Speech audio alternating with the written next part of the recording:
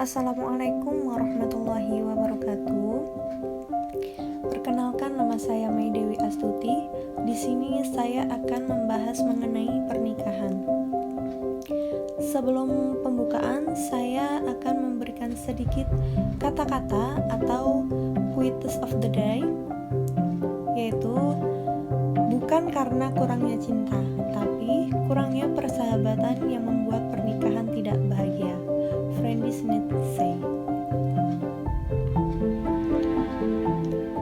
Pengertian pernikahan secara umum. Pernikahan adalah pertemuan yang teratur antara pria dan wanita di bawah satu atap untuk memenuhi kebutuhan-kebutuhan tertentu, baik yang bersifat biologis, khusus, psikologis, sosial, ekonomi maupun budaya yang bagi masing-masing, bagi keduanya secara bersama-sama. Pengertian pernikahan di Indonesia. Adapun pernikahan dalam Kamus Lengkap Bahasa Indonesia diartikan dengan menjalin kehidupan baru dengan suami ataupun istri. Menikah melakukan hubungan seksual bersetubuh, sedangkan pendapat yang syahih kata nikah hakiki adalah persetubuhan wad'i, sedangkan makna majaznya adalah akad nikah. Pernikahan berdasarkan firman Allah, wa ankihul ayama minkum wassolihina min ibadikum wa imaikum, dan kawinkanlah orang-orang yang sendirian di antara kamu dan orang-orang yang layak berkawin dari hamba-hamba sahayamu yang laki-laki dan hamba-hamba sahayamu yang perempuan. Kemudian syarat dan rukun pernikahan.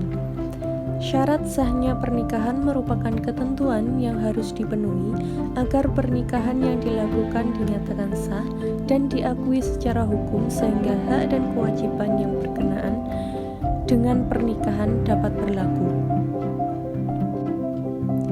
Syarat-syaratnya yaitu harus ada mempelai laki-laki, harus ada mempelai perempuan, membayar mas kawin atau mahar, hadirnya wali pihak nikah yang memberikan izin atas berlangsungnya suatu akad pernikahan, adanya saksi-saksi dalam suatu pernikahan, mengucap ijab dan qabul.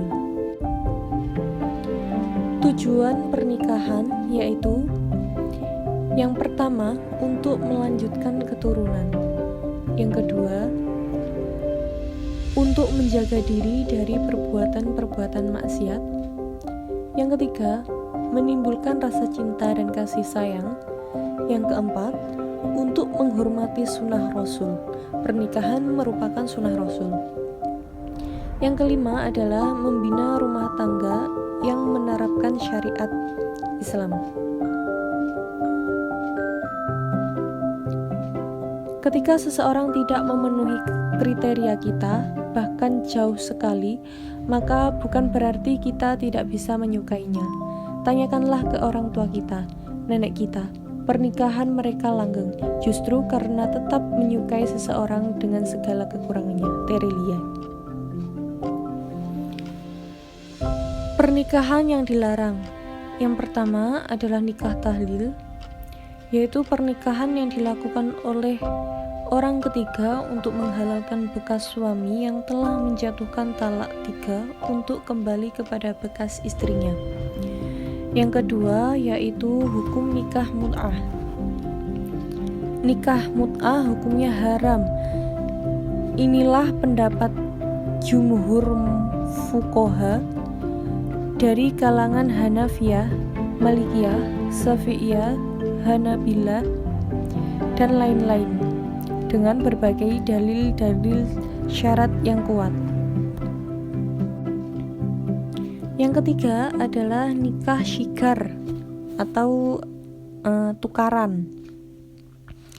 Definisi nikah ini sebagaimana yang disabdakan oleh Rasulullah SAW, nikah syigar adalah seseorang yang berkata kepada orang lain, nikahkanlah aku dengan putrimu, maka aku akan nikahkan putraku dengan dirimu.